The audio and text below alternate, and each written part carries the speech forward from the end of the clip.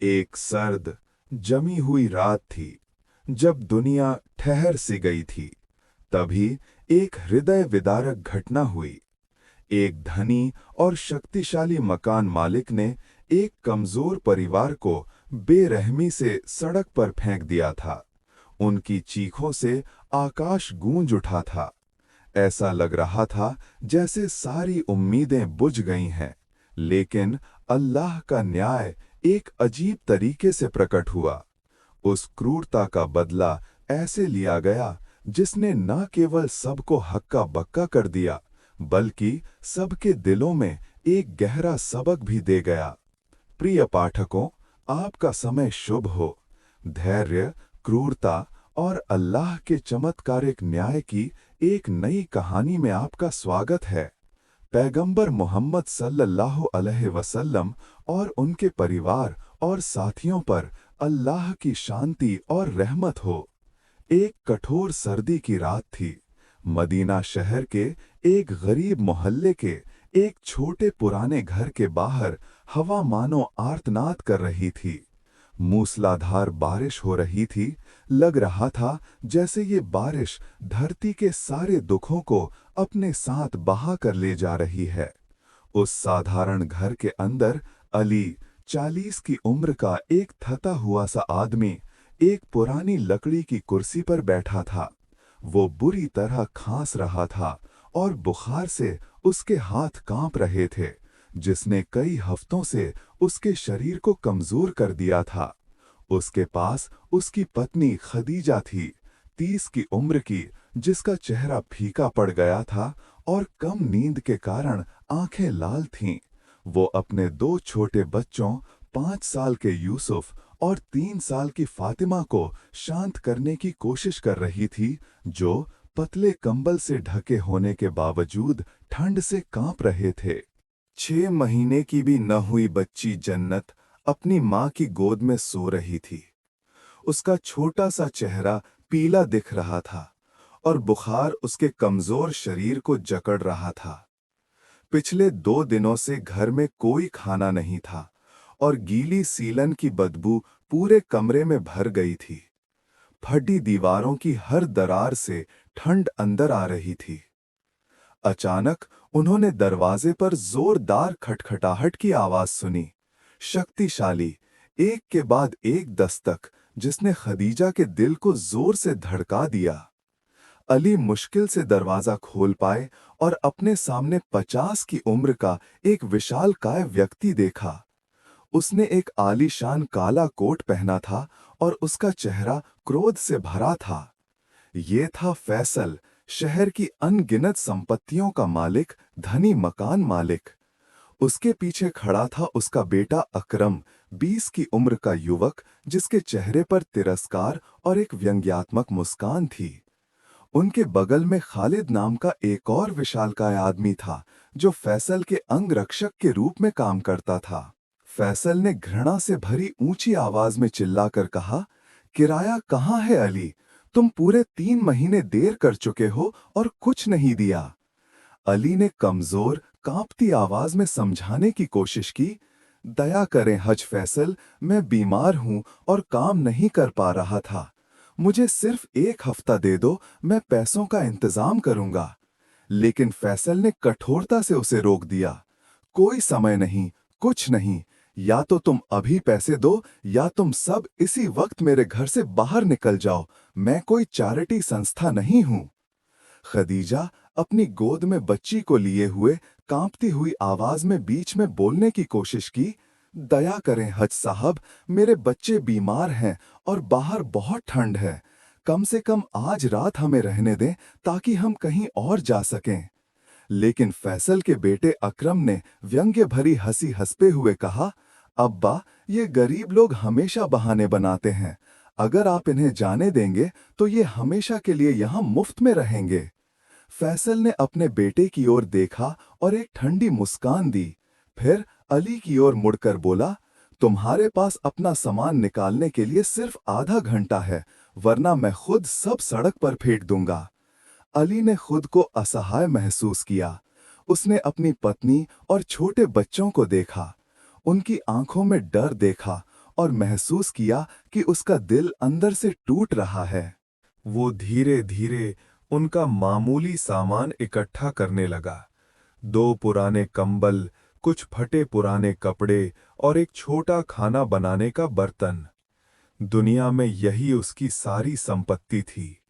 खदीजा चुपचाप रो रही थी जब वो बच्चों को पतले कपड़े पहना रही थी। छोटा बेटा यूसुफ ने मासूम आवाज में पूछा, माँ, हम कहाँ जा रहे हैं? मुझे अपने बिस्तर पर सोना है। खदीजा ने अपने आंसू रोकने की कोशिश की और कहा, हम एक अच्छी जगह जा रहे हैं मेरे सोने। ठीक आधे घंटे बाद छोटा परिवार मूसलाधार बारिश के बीच अंधेरी सड़क पर आ गया। ठंड उनकी हड्डियों में घुस रही थी और अंधेरा उन्हें चारों ओर से घेरे हुए था। फैसल ने उनके मुंह पर जोर से दरवाजा बंद कर दिया और सूखी आवाज में कहा, जो पैसा नहीं दे सकते उनके साथ यही होता है, सबक लो। अकरम ने खिड़की से उनकी तरफ देखा और हंसा, फिर अपने पिता से कहा, अब हम ये घर किसी ऐसे व्यक्ति को किराए पर देंगे जो 2 गुना किराया देगा। अली मामूली सामान हाथ में लिए सड़क पर खड़ा था। खदीजा अपनी बेटी को गोद में लिए यूसुफ और फातिमा का हाथ पकड़े थी। उन पर निर्दयता से बारिश बरस रही थी। वे अंधेरी सड़क पर चलने लगे, आश्रय की तलाश में। एक ऐसा आश्रय जो उन्हें इस जानलेवा ठंड से बचा सके। वे मोहल्ले के कई घरों के पास से गुजरे, कई दरवाजे खटखटाए, लेकिन सब ने डर या समस्या से बचने के लिए दरवाजा खोलने से मना कर दिया। बच्चों के रोने की आवाज बढ़ने लगी और बच्ची जन्नत का शरीर भीषण ठंड से कांप रहा था और बुखार बढ़ रहा था। 1 घंटे बारिश में चलने के बाद वे आकाश नगरी शहर के एक छोर पर एक पुराने परित्यक्त बस स्टेशन पहुंचे। वो अंधेरा और ठंडा था, लेकिन कम से कम बारिश से थोड़ा बचाव तो था। वे सीमेंट के ठंडे फर्श पर बैठ गए और खदीजा ने अपने इकलौते पतले कंबल से बच्चों को गर्म रखने की कोशिश की। यूसुफ बुरी तरह खांस रहा था, फातिमा कांप रही थी और उसका चेहरा पीला था, और बच्ची जन्नत का तापमान बहुत ज्यादा था और वो कमजोर आवाज में रो रही थी। अली को सीने में तेज दर्द महसूस हुआ। वो नहीं जानता था कि ये बीमारी के कारण था या अपने बच्चों की हालत पर निराशा के कारण। खदीजा ने जन्नत को दूध पिलाने की कोशिश की, लेकिन बच्ची ने मना कर दिया। वो रोते रोते इतनी थक गई कि कमजोरी से सो गई। रात लंबी और कठिन थी और हर पल ठंड बढ़ती जा रही थी। परित्यक्त जगह में हवा की सरसराहट मानो आने वाली विपत्ति की चेतावनी दे रही थी। आधी रात को खदीजा यूसुफ के दबी हुई रोने की आवाज से जागी। उसने उसका माथा छुआ और देखा कि वो बुखार से जल रहा था। उसने अली को जगाने की कोशिश की, लेकिन वो गहरी थकान में था और उसका शरीर भी बुखार से कांप रहा था। खदीजा ने वास्तविक दहशत महसूस की। उसका पति बीमार और उसके तीनों बच्चे इस भयानक ठंड में बुखार से पीड़ित थे। वो चुपचाप रोना शुरू कर दिया और आसमान की तरफ हाथ उठाकर अल्लाह से प्रार्थना की, हे अल्लाह, तू हर चीज पर शक्तिशाली है। मेरे छोटे बच्चों को बचा, जो कुछ हुआ उसमें उनका कोई दोष नहीं है। हे अल्लाह, हम पर दया कर। वो रोती रही और प्रार्थना करती रही जब तक कि वो गहरी थकान में सो नहीं गई। अपने कांपते शरीर से बच्चों को थोड़ी गर्मी देने की कोशिश कर रही थी। भोर होते ही अली एक गाड़ी की आवाज से जाग गए, जो स्टेशन के पास आकर रुकी। 70 की उम्र का एक बूढ़ा आदमी, उस्मान नाम का, जो इलाके में सफाई कर्मी का काम करता था, अपनी छोटी पुरानी कार से उतरा। उसने आश्रय के नीचे हताश परिवार को देखा और बीमार बच्चों को देखकर उसका दिल पसीज गया। उसने अली से पूछा, क्या हुआ भाई, तुम इस ठंड में यहाँ क्यों हो? अली ने अपनी करुण स्थिति के कारण रोते हुए कमजोर आवाज में पूरी घटना उसे बताई। उस्मान ने दुख से सिर हिलाया और कहा, अल्लाह मदद करे, इस जमाने में लोगों के दिल पत्थर के हो गए हैं। उन्होंने कहा, मेरे साथ आओ। मेरे पुराने घर में एक छोटा कमरा है। ये कम से कम इस जगह से तो बेहतर होगा। बूढ़े उस्मान परिवार को अपने पुराने घर के एक छोटे से कमरे में ले गए, जो एक भीड़-भाड़ वाले मोहल्ले के एक कोने में था। कमरा बहुत साधारण था, लेकिन साफ और अपेक्षाकृत गर्म था। उस्मान ने कहा, तुम लोग कोई हल न मिलने तक यहाँ रहो। मैं तुमसे कोई किराया नहीं लूंगा। मैं एक बूढ़ा, अकेला आदमी हूँ और मुझे इतने पैसे की जरूरत नहीं है। खदीजा ने असीम कृतज्ञता महसूस की और रोते हुए उन्हें धन्यवाद दिया। अली ने बूढ़े आदमी के माथे को चूमा और उसकी लंबी उम्र के लिए दुआ की। उस्मान ने उनके लिए गरम कंबल और कुछ साधारण खाना लाए, रोटी, पनीर और बच्चों के लिए दूध। बच्चे भूखों की तरह खाने पर टूट पड़े, मानो उन्होंने लंबे समय से कुछ खाया न हो। उनके पीले चेहरों पर थोड़ी जान लौटी, लेकिन बच्ची जन्नत की हालत खराब होती जा रही थी। उसका तापमान बहुत ज्यादा था, उसका शरीर कांप रहा था और वो बिल्कुल भी दूध नहीं पी रही थी। अगले दिन जन्नत के इलाज के लिए अली ने पास के सरकारी अस्पताल जाने की कोशिश की, लेकिन डॉक्टर ने जांच और दवाइयों की फीस पहले ही जमा करने को कहा। अली असहाय खड़े रहे, जेब में उनके एक भी पैसा नहीं था। उन्होंने डॉक्टर से विनती करने की कोशिश की, लेकिन रिसेप्शन के कर्मचारी ने सूखी आवाज में कहा, भुगतान के बिना कोई जांच नहीं होगी, यही नियम है। अली टूटे हुए दिल के साथ घर लौट आए। खदीजा ने चिंता और अपनी बेटी के लिए डर के साथ उनकी ओर देखा। अली फर्श पर बैठ गए और अपने चेहरे को हाथों से ढक लिया। उन्होंने खुद को एक असफल इंसान महसूस किया, जो अपनी बच्ची के लिए इलाज तक नहीं दे सकता। खदीजा ने जन्नत को कसकर गले लगाया और दबी हुई चीखों में रोना शुरू कर दिया। यूसुफ और फातिमा अपनी छोटी बहन की ओर दुखी आंखों से देख रहे थे। वे पूरी तरह से नहीं समझ पा रहे थे, लेकिन वे खतरा महसूस कर रहे थे। उसी पल बूढ़े उस्मान एक छोटा बैग हाथ में लिए अंदर आए। उन्होंने कहा, मैंने अपनी इकलौती पुरानी घड़ी बेच दी है। ये पैसे लो और प्राइवेट अस्पताल जाओ। वहां वे उसका जल्दी इलाज करेंगे। अली ने मना करने की कोशिश की, लेकिन उस्मान ने दृढ़ता से जोर दिया, तुम्हारी बेटी खतरे में है, पैसे लो और बहस मत करो। वे तेजी से पास के प्राइवेट अस्पताल गए। वहां डॉक्टर ने जांच की और चिंता के साथ कहा, बच्ची को गंभीर निमोनिया हुआ है। तुम्हें कुछ दिन पहले आना चाहिए था। उसकी हालत नाजुक है। खदीजा ने ये बातें सुनकर चक्कर आना महसूस किया और अली सदमे से जम गए। डॉक्टर ने उन्हें कुछ इंजेक्शन और दवाइयां दी और कहा कि बच्ची को निगरानी में रखना होगा, लेकिन बिल बहुत ज्यादा होगा। जांच फीस और पहला इंजेक्शन का बिल देने के बाद उनके पास और पैसे नहीं थे। अली एक महंगी दवा के नुस्खे के साथ अस्पताल से बाहर निकले और सड़क पर असहाय खड़े रहे। फिर उन्होंने फैसला किया कि उनका शरीर बीमार और थका हुआ होने के बावजूद वो कोई भी काम ढूंढेंगे। वो पास के सब्जी बाजार गए और व्यापारियों से मामूली मजदूरी के बदले उनका सामान ढोने में मदद करने के लिए विनती की। एक व्यापारी, अब्दुर रहमान नाम का, झिझकने के बाद अली की करुण हालत देखकर उसे एक मौका दिया। पूरे दिन अली ने अपनी थकान और तेज दर्द के बावजूद काम किया। उन्होंने ट्रक से दुकान तक सब्जियों के भारी बक्से उठाए और हर कदम पर उनका शरीर टूटने को था। दिन के अंत में अब्दुर रहमान ने सहानुभूतिपूर्वक उसे कुछ मामूली पैसे दिए और कहा, ये लो और अपनी बेटी के लिए दवा खरीदो। कल आ सको तो आना।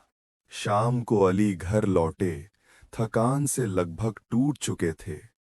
उन्होंने दवा खरीदी और खदीजा को दी, जिसने डॉक्टर के निर्देशानुसार जन्नत को दवा देना शुरू किया। लेकिन जन्नत की हालत में जल्दी सुधार नहीं हुआ। वो अभी भी कष्ट पा रही थी और कमजोर आवाज में रो रही थी।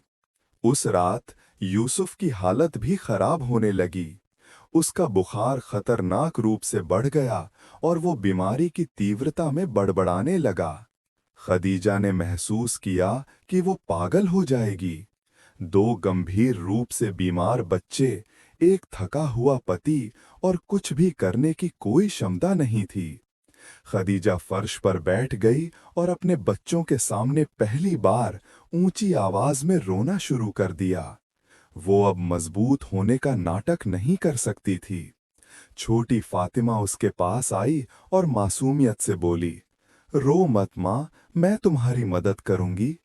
अगली सुबह अली अपनी अत्यधिक थकान के बावजूद फिर से काम पर जाने के लिए बहुत जल्दी उठे, लेकिन खड़े होते ही उन्हें तेज चक्कर आया और वो फर्श पर गिर गए। खदीजा उनकी तरफ भागी और उन्हें जगाने की कोशिश की। उनका शरीर बुखार से जल रहा था और उन्हें सांस लेने में तकलीफ हो रही थी। खदीजा ने मदद के लिए चिल्लाया और बूढ़े उस्मान जल्दी से आए और भयानक दृश्य देखा। उन्होंने कहा, उसे तुरंत अस्पताल ले जाना होगा, उसकी हालत गंभीर है। खदीजा ने उन्हें रोकने की कोशिश की। हमारे पास पैसे नहीं हैं चाचा उस्मान। लेकिन बूढ़े आदमी ने दृढ़ता से कहा, बहस करने का समय नहीं है, आदमी की जान पैसों से ज्यादा कीमती है। उन्होंने एक पड़ोसी से एक टैक्सी उधार ली और अली को सरकारी अस्पताल ले गए, जहां उन्हें आपातकालीन विभाग में भर्ती कराया गया। खदीजा गलियारे में इंतजार कर रही थी, बीमार जन्नत को गोद में लिए, और यूसुफ और फातिमा उसके पास डरे हुए और चुपचाप बैठे थे। लंबे घंटे गुजरने के बाद डॉक्टर बाहर आए और कहा, आपके पति को गंभीर निमोनिया और अत्यधिक थकावट हुई है। उन्हें कुछ दिन अस्पताल में रहना होगा। अली 3 दिन अस्पताल में रहे। इन दिनों खदीजा एक वास्तविक दुस्वप्न से गुजर रही थी। उसका पति अस्पताल में, उसकी बेटी जन्नत अभी भी बीमार, और उसके बेटे यूसुफ की हालत दिन ब दिन खराब हो रही थी। उसके पास खाना खरीदने के लिए पैसे नहीं थे, इसलिए वो बूढ़े उस्मान उसके लिए जो मामूली खाना लाते थे उस पर निर्भर रही। खदीजा ने महसूस किया कि वो बिल्कुल तल पर पहुंच गई है। वो नहीं जानती थी कि इस कठिन जीवन में वो कैसे बचेगी। एक रात जब वो रोती हुई जन्नत को शांत करने की कोशिश कर रही थी, तो उसने दरवाजे पर दस्तक सुनी। उसने दरवाजा खोला और देखा कि 40 की उम्र की एक महिला खड़ी है, जिसका नाम सलमा था। उसने कहा, मैं तुम्हारी पड़ोसिन हूँ। मैंने उस्मान चाचा से तुम्हारी हालत के बारे में सुना है। मैं तुम्हारे लिए कुछ खाना और बच्चों के लिए कपड़े लाई हूँ। खदीजा की आंखों में आंसू आ गए और उसने गर्मजोशी से उसे धन्यवाद दिया। उनके आने के बाद से ये पड़ोसियों से मानवीय सहायता का पहला संकेत था। 3 दिन बाद अली अस्पताल से लौट आए।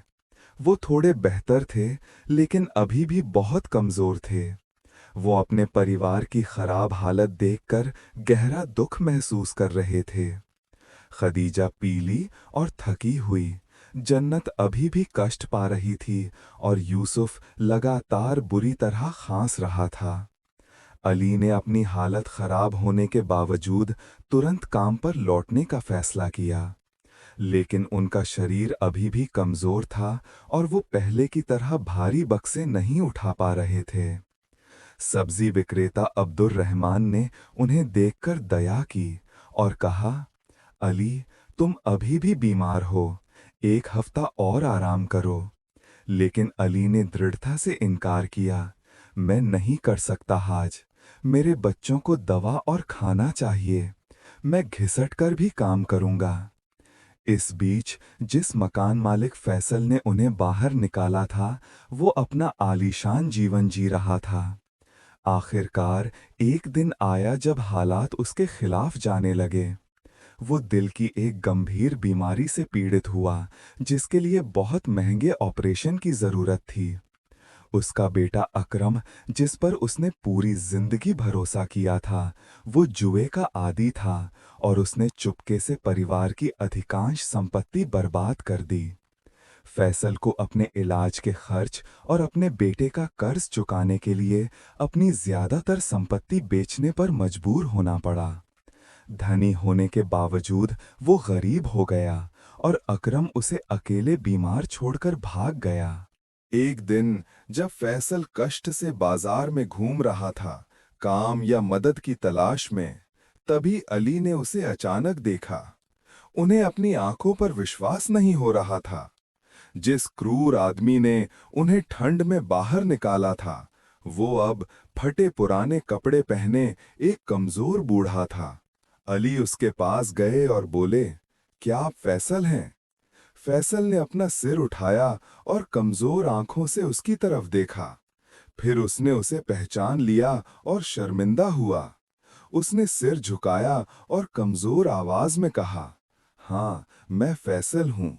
मैं जानता हूँ कि मैं वही अली हूँ जिसे मैंने बाहर निकाल दिया था। मैं अपने काम पर पछताता हूँ। अल्लाह ने मेरी क्रूरता के लिए मुझे सजा दी है। अली ने मिले जुले एहसास महसूस किए, लेकिन उन्हें उस ठंडी रात में अपने और अपने बच्चों के कष्ट याद आए। फिर उन्होंने अल्लाह की रहमत और दया याद की जिसने उन्हें बचाया था। अली ने कहा, आपने हमारे साथ जो किया वो एक बड़ा अन्याय था, लेकिन अल्लाह ने अपने तरीके से हमारे लिए बदला लिया है। अब मैं आपको माफ करता हूँ, क्योंकि अल्लाह ने मुझे दया करना सिखाया है। अली ने अपनी जेब से कुछ पैसे निकाले और फैसल को दिए। उन्होंने कहा, ये लो और खाना खरीदो, और याद रखना, जो दया करता है उस पर दया की जाती है। फैसल रोते हुए अली के हाथ चूमने लगा और बोला, अल्लाह आपको माफ करे अली, आप मुझसे कहीं बेहतर इंसान हैं। मुझे एक ऐसा सबक मिला है जिसे मैं कभी नहीं भूलूंगा। अली घर लौट आए और खदीजा को सारी घटना बताई। वे दोनों एक साथ रोए और अल्लाह की रहमत के लिए और उनके बुद्धिमान तरीके से न्याय स्थापित होने के लिए धन्यवाद दिया। उनकी कहानी अब मोहल्ले के लोग धैर्य, दया और ईश्वरीय न्याय के सबक के रूप में सुनाते हैं। उन सब कष्टों के बाद अली का परिवार सुख शांति से रहने लगा और उनके बच्चों ने अपने माता पिता से दया और क्षमा का अर्थ सीखा। हम आपका अनुसरण करने के लिए धन्यवाद करते हैं और हम अल्लाह से प्रार्थना करते हैं कि ये कहानी उन लोगों के लिए एक सबक हो जो कमजोरों पर अत्याचार करते हैं। हमारे पैगंबर मोहम्मद सल्लल्लाहु अलैहि वसल्लम और उनके परिवार और साथियों पर शांति हो।